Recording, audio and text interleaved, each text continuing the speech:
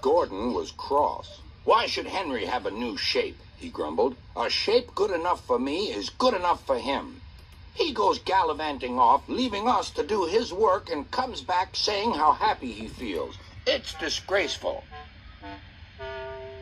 And there's another thing. Henry whistles too much. No respectable engine ever whistles loudly at stations. It isn't wrong, but we just don't do it." Poor Henry didn't feel happy anymore. "Never mind," whispered Percy. "I'm glad you're home again. I like your whistling." "Goodbye, Henry," called Gordon. "We're glad to have you with us again, but remember what I said." Later, Henry stopped at Edward's station. "Hello, Henry," said Edward. "You look splendid. I was pleased to hear your happy whistle yesterday." "Thank you, Edward," smiled Henry. "Shh! Can you hear something?"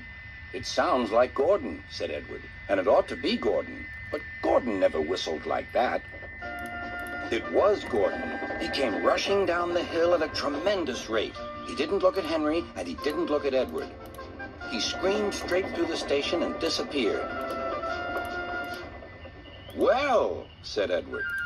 "It isn't wrong," chuckled Henry, "but we just don't do it." And he told Edward what Gordon had said.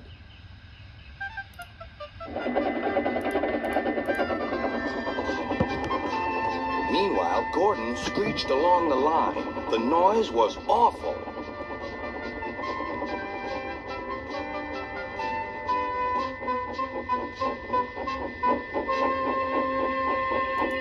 At the station, everyone covered their ears. Sir Topham Hatt covered his ears, too.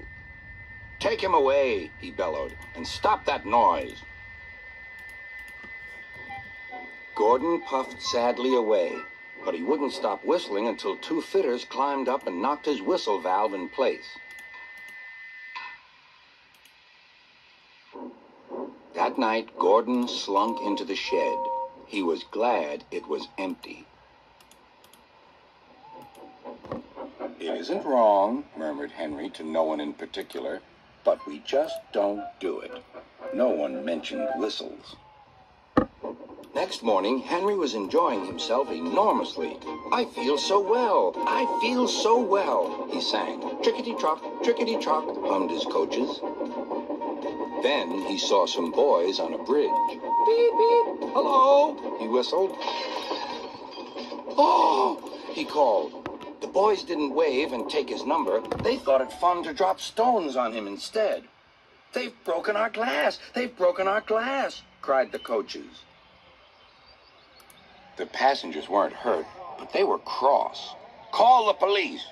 "No," said the driver. "Leave it to Henry and me." "What will you do?" they asked.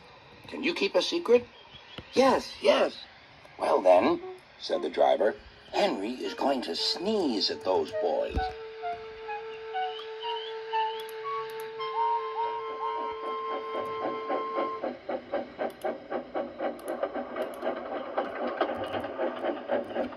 Lots of people were waiting at the station just before the bridge. They wanted to see what would happen.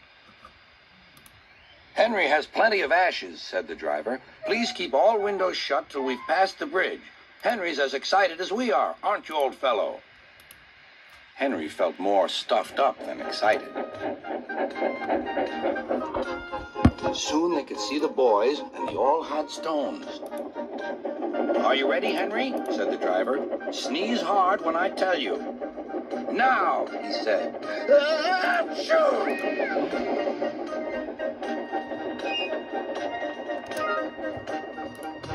"Well done, Henry," laughed his driver.